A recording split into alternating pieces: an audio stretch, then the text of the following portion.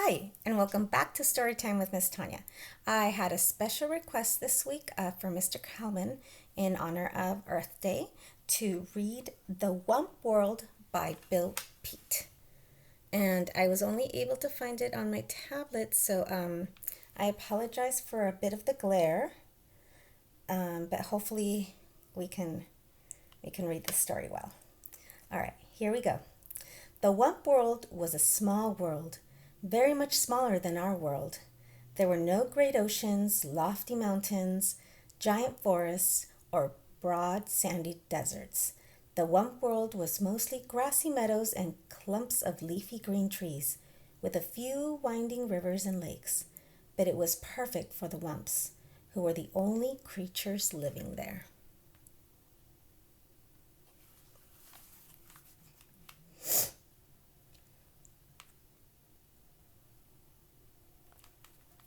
The Wumps were simple grass eaters and spent most of their time grazing on the tall, tender grass that grew in the meadows. In warm weather, they cooled themselves in the crystal clear rivers and lakes, and at night they slept in the shelter of the bumbershoot trees to keep the dew off their backs. Since the Wumps had no enemies, they wandered around just as they pleased with nothing whatever to worry about. However, the Wumps would have worried if they had known that someone a million miles away was watching their little world.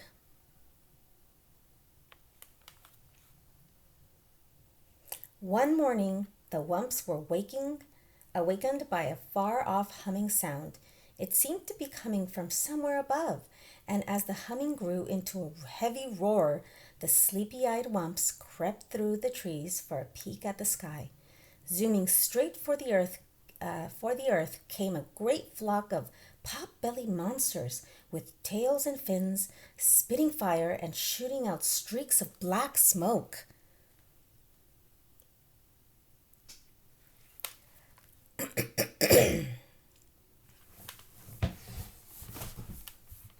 See if I can read it while you guys look at the picture.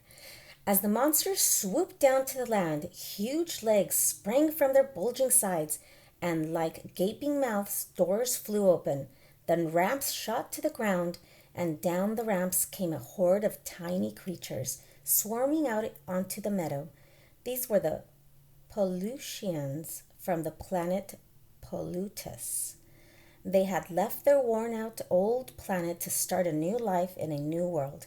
After such a long journey, the Pollutions were overjoyed to find themselves on solid ground once more.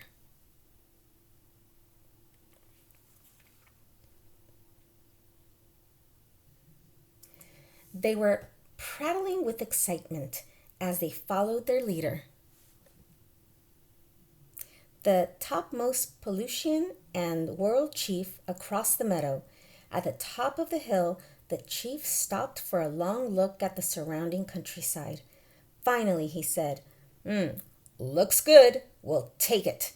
Plant the flag, Sergeant, and let's get things going."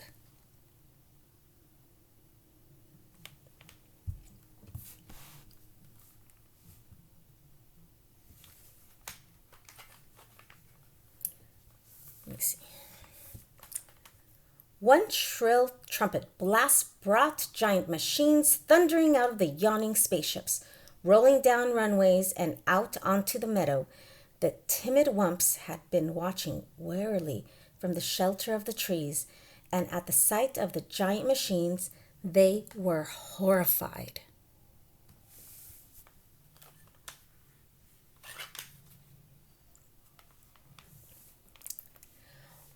"Wump, wump!" they cried, and in a wild-eyed panic they went humpity clumping off through the trees to go diving headlong into the nearest cave.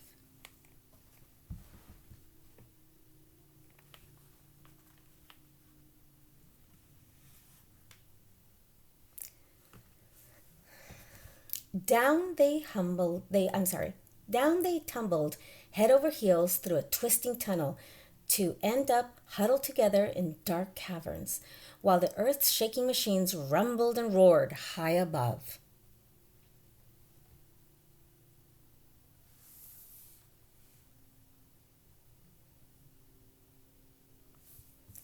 Once they got started, the monstrous machines moved at furious pace, gobbling up trees and grinding them to bits. More giant machines flattened the ground, followed by great scoopers and scrapers, and diggers and giant cranes. Soon the entire Wump world was overrun.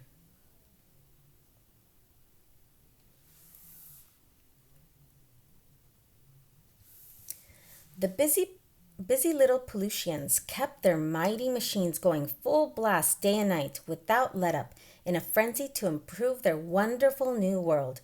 Suddenly, great cities sprang up, huge factory buildings with towering smokestacks, high-rise apartment buildings, and tall office buildings, and above them all loomed hundred-story skyscrapers.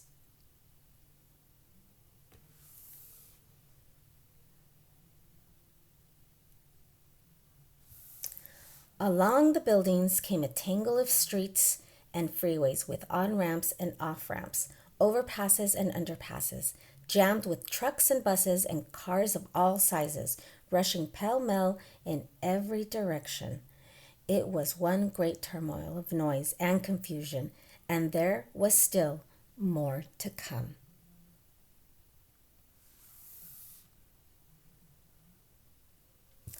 Meanwhile, the poor Wumps remained underground, wandering aimlessly through the caverns, feeding on fuzzy green moss growing on the ledges and the mushrooms clustered in the crannies, and sipping the sweet water from pools fed by underground springs. But they were very, very unhappy. For all they knew, they might have to spend the rest of their days down there. The Wumps didn't dare venture up to the surface, not even for a peek. They were much too frightened by the endless rumblings and roarings of loud screeching coming from above, and it was growing noisier by the day.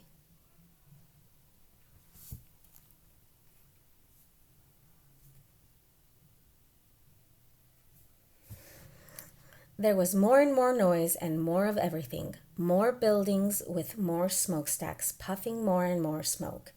More freeways with more traffic shooting out moy and more clouds of exhaust. More trash and more trash piles with more and more waste gushing into the rivers and lakes.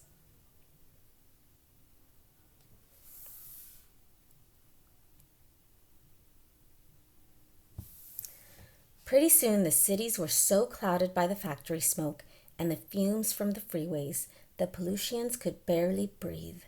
They went sneezing and wheezing about the streets, grouching and grumbling and blaming one another for the awful mess they were in.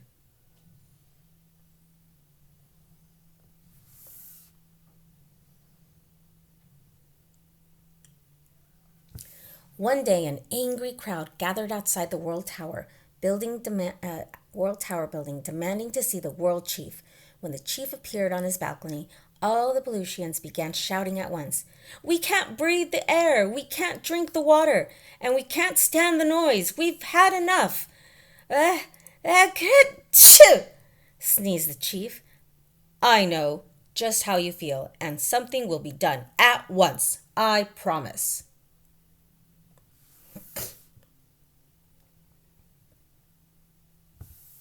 With no time to lose, the chief called for a meeting with his three top outer spacemen. "Gentlemen," he said, "this world of ours has gone sour. We've got to get out of here quick. But first, we must find a new world, a better one. That's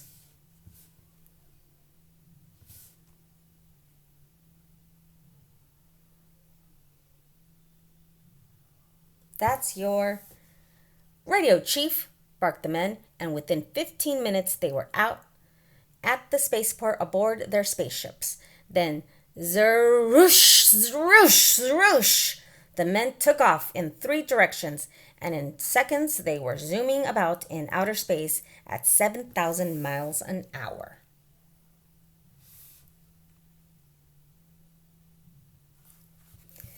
Days passed with no word from the outer spacemen. After waiting a week, the world chief flew into a rage. "Blast it all!" he bellowed. "What's keeping those blithering bubble heads?"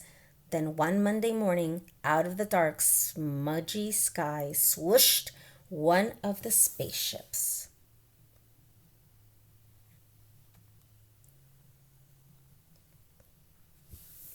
As the ship touched down, the man hopped out shouting, "I've done it! I've done it! I've found a new world, a bigger and better world!" "Nice going, lad!" cried the world chief, and the crowd gathered at the spaceport gave their hero one great rousing cheer, which ended in a fit of sneezing.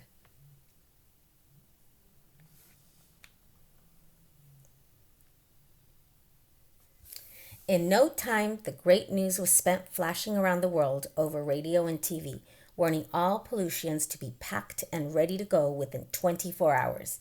At dawn the next day, the entire Pollutions swarmed into Space Center and crowded aboard the giant spaceship.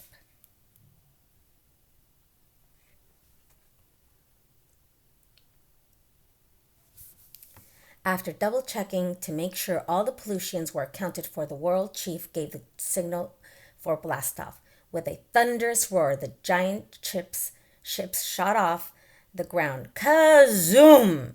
Up and away through the smoke-blackened sky, and were gone. And at long last, peace and quiet settled over the Wump World.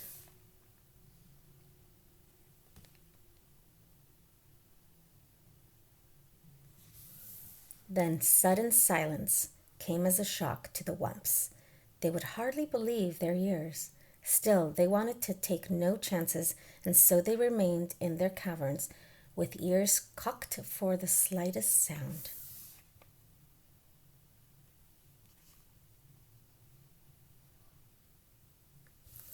After a long silence, they decided it was time to go, and, led by the biggest Wump, they crept up the tunnel to the cave entrance, to find it covered by a crust of cement. With the one powerful push of his snout, the biggest Wump bumped his way through. Then, one by one, the Wumps waddled out onto a freeway and gaped in wide-eyed amazement. They had feared something awful was happening to their world, but this was much more than they could have imagined.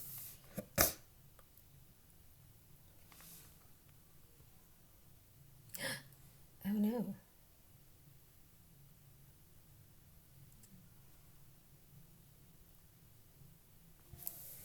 They were staggered by the size of the huge buildings, with walls and walls of windows looming up on every side, and the broad layers of hard, fiat crust covering the earth, which felt strangely cold to their feet.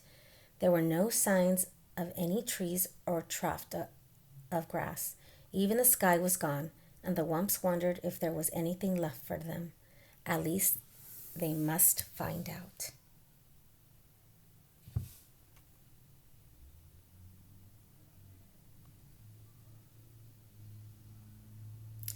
They wandered the freeways for miles, only to find more and more buildings with endless heaps of wreckage and rubble. For all they could see, their world was completely ruined. Footsore and weary, the Wumps were about to give up and head back for their cave when the biggest Wump let out a joyful whump.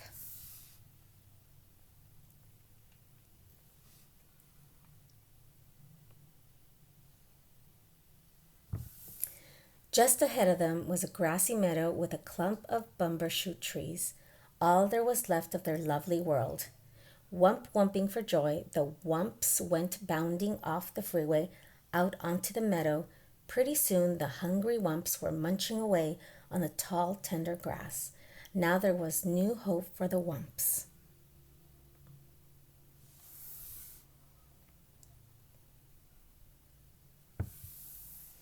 In time, the murky skies would clear up and the rains would wash the scum from the rivers and lakes. The tall buildings would come tumbling down and the freeways would crumble away.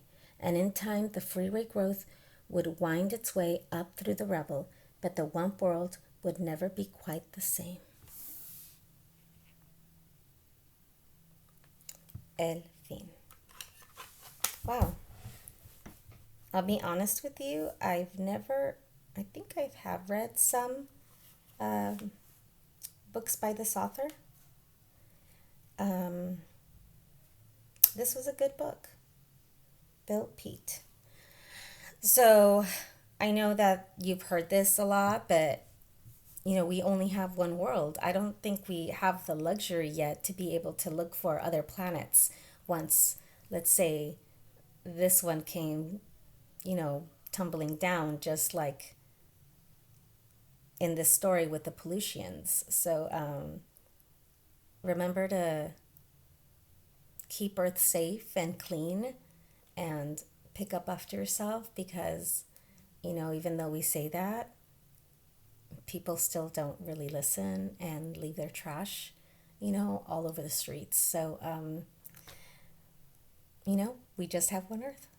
So, with that, happy Earth Day week, and I hope to read to you guys soon. Bye.